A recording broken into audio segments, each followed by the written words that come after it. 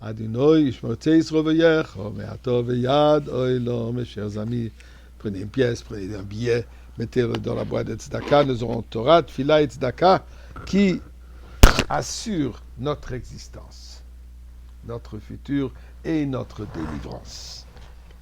Hier, nous avons fêté Tou Bishvat, chacun avec ses coutumes, et toutes les coutumes sont valables.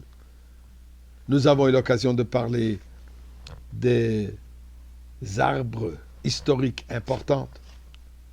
Aujourd'hui, je voudrais lire une traduction d'une lettre que le rabbi a envoyée à un individu, je ne sais pas qui, mais une grande partie de cette lettre discute Tou Bishvat.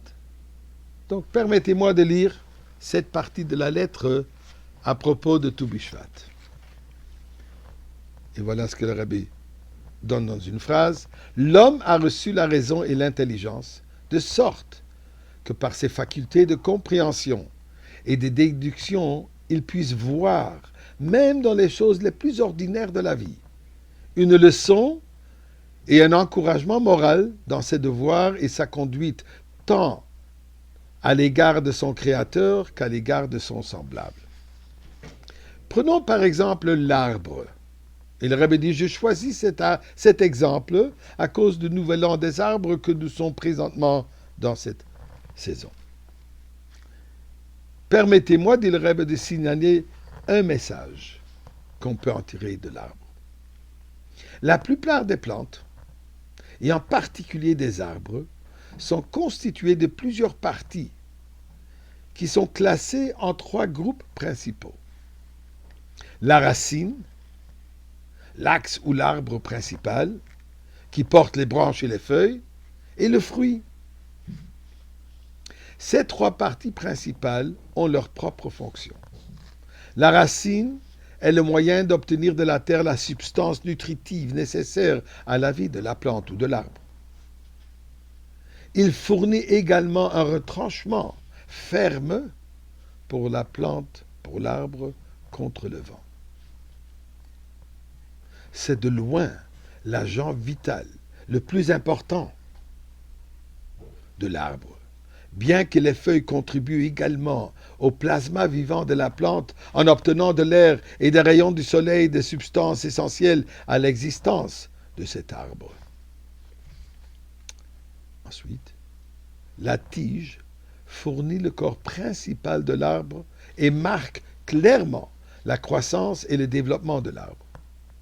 Mais l'arbre n'obtient la perfection qu'en produisant du fruit, car en lui se trouve la semence pour la procréation de son espèce, génération après génération. Maintenant, dit le rabbi, qui est Adam et Tzassadeh, nous dit la Torah, l'homme est comparé à un arbre. Cette ressemblance est particulièrement marquée au sens spirituel. La racine est sa foi qui relie le juif à son origine et qui lui procure constamment sa nourriture spirituelle. La racine, donc la Torah et les mitzvot, ceux-ci doivent croître alors même que l'âge d'un arbre augmente sa tige et ses branches.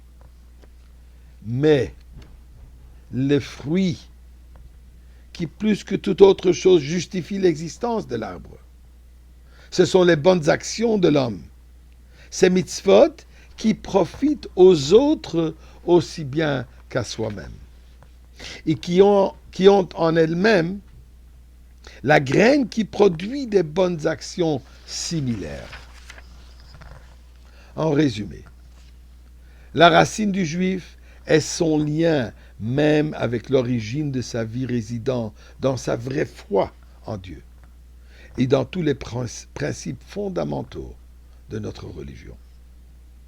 À moins que la racine ne soit ferme et solidement ancrée dans le sol, l'arbre, malgré son tronc, ses branches et ses feuilles, ne résistera pas au vent fort.